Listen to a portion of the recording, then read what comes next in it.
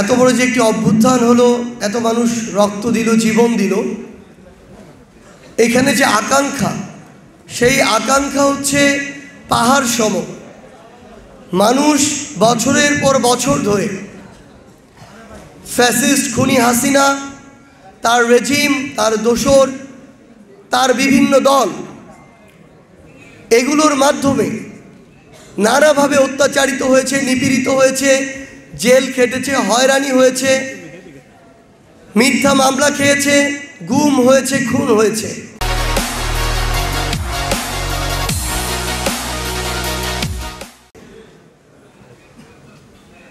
এই বাংলাদেশের মানুষ অসহায় হয়ে খুনি হাসিনার সিন্ডিকেটের কাছে জিম্মি হয়েছে, গণভবনের কাছে জিম্মি হয়েছে, ক্ষমতার পিপাসার কাছে জিম্মি হয়েছে, গোপালগঞ্জ নামক সিন্ডিকেটের কাছে জিম্মি হয়েছে। এত কিছুর পরে যখন মানুষের দেয়ালে পিঠ ঠেকে গিয়েছে, তখন মানুষ মুক্তির আশায় জীবন দিতে পর্যন্ত কার্পণ্য করে।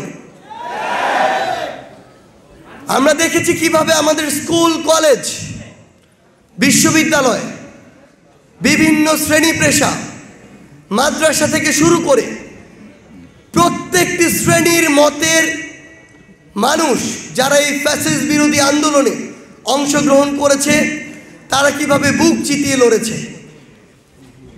যাত্রাবাড়ির একটা দৃশ্য কখনো ভোলার মতো নয়।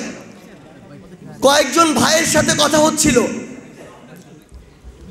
তাদের চেহারা দেখে মনে হচ্ছিল তারা হয়তো কোনো মাদ্রাসার ছাত্র, কিন্তু তাদের পরনে টি শার্ট আর ট্রাউজার। যখন তাদেরকে জিজ্ঞাসা করলাম আপনারা কোথায় পড়াশোনা করেন, উত্তরে আসলো তারা মাদ্রাসায় পড়াশোনা করে। তাহলে আপনারা যে টি শার্ট আর ট্রাউজার পরে এসেছেন, তাদের উত্তর ছিল যখন ওই খুনির কিছু দোসররা, বাহিনীরা এই পাঞ্জাবি পায়জামার টুপি পরা মাদ্রাসার ছাত্রদেরকে দেখে, তখন তারা টার্গেট করে গুলি করে। আমরা জীবন দিতেই এসেছি, কিন্তু কারো যেন টার্গেট হয়ে জীবন না দিতে হয়, আমরা যেন শাহাদাতের মৃত্যু নিয়ে এই পৃথিবী থেকে যেতে পারি, সেজন্য আমরা এখন টি শার্ট আর ট্রাউজার পরে এসেছি, যেন কোনো একটা গ্রুপ ধরে এই গণহত্যা না চালানো হয়। তো এমনিভাবে প্রত্যেকটি ক্ষেত্রে, শুধু মাদ্রাসা নয়, স্কুল বলি, কলেজ বলি, বিশ্ববিদ্যালয় বলি, ওই 16ই আগস্ট, 17ই আগস্টে আবার প্রাইভেট বিশ্ববিদ্যালয়ের ভাই বোনদের কথা বলি। এবং দিন শেষে আমরা এরকম অনেক মানুষ দেখেছি 3, 4, 5 আগস্টে, যারা সারাদিন হয়তো অফিসে যেতে হয়েছে, কিন্তু অফিস শেষে সরাসরি রাজপথে এসেছে। আমরা এমন অনেক মানুষকে দেখেছি যারা কোনো না কোনো কারণে নিজে হয়তো আসতে পারেনি, কিন্তু নিজের সন্তান, স্ত্রী তাদেরকে আসতে বাধা দেয়নি।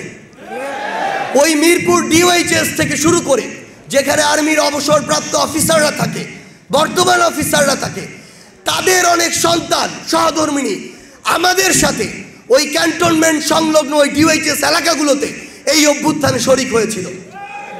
তো এই যে এত জীবন দেওয়ার, রক্ত দেওয়ার তীব্র আকাঙ্ক্ষা, এই আকাঙ্ক্ষাকে কোনোদিন পরিমাপ করা যায় না। আমাদের আকাঙ্ক্ষা ছিল পাহাড় সম। আমাদের এই দেশের আগামী সব কিছু নিয়ে স্বপ্নগুলো ছিল পাহাড় সম। কিন্তু 5ই আগস্টের পরবর্তী সময় আমরা আমাদের ক্ষুদ্র জায়গা থেকে প্রত্যক্ষ এবং পরোক্ষভাবে যে বিষয়গুলো দেখছি, যেগুলো আমাদের সম্ভাবনাকে, আজকে যে আকাঙ্ক্ষা এবং সম্ভাবনার কথা আমরা বলছি, সেই সম্ভাবনাকে পদে পদে বিভিন্ন জায়গায় বাধাগ্রস্ত করছে। আমরা এখন আমাদের জায়গা থেকে বাংলাদেশের বিভিন্ন জায়গায় যখন শহীদ পরিবারের সাথে কথা বলি, আমাদের আহত যোদ্ধাদের সাথে কথা বলি, তখন তারা সবচেয়ে গুরুত্বপূর্ণভাবে যে বিষয়টি চায়, সেটা হচ্ছে যাদের মাধ্যমে যেই খুনিরা সক্রিয়ভাবে থেকে কিংবা পিছন থেকে হুকুম দিয়ে এত বড় একটি গণহত্যা চালিয়েছে, তাদের বিচার করা। কিন্তু আজকে এই বিচারিক প্রক্রিয়াটি সরাসরি কিংবা প্রত্যক্ষ পরোক্ষভাবে বাধাগ্রস্ত হচ্ছে। একটি বিচারিক প্রক্রিয়া আমাদের ওই যে আইন ও বিচার বিভাগীয় যে মন্ত্রণালয়, ওই যে কোর্ট, সেখানে যাওয়ার পূর্বে কিন্তু সেখানে গেলেও সবচেয়ে গুরুত্বপূর্ণ একটি কাজ এখানে করে থাকে স্বরাষ্ট্র মন্ত্রণালয়, গুরুত্বপূর্ণ একটি কাজ করে থাকে বাংলাদেশ পুলিশ, গুরুত্বপূর্ণ একটি কাজ করে থাকে গোয়েন্দা সংস্থারা। এই জায়গাগুলোতে আমরা কি দেখছি? আমরা আজকে দেখছি বাংলাদেশ পুলিশ এমন একটি প্রতিষ্ঠান, এই প্রতিষ্ঠানটি যদি তাদের ওই পোশাকের যে শপথ, সেই শপথকে সামনে রেখে চলে, তাহলে আমরা মনে করি দেশের মাঠ পর্যায়ের অর্ধেক সমস্যা অটোমেটিক সমাধান হয়ে যায়। তাদেরকে খুনি হাসিনা একটি প্রতিষ্ঠানের মতো সমুন্নত না রেখে ক্ষমতায় থাকার একটি টুল হিসেবে ব্যবহার করেছিল।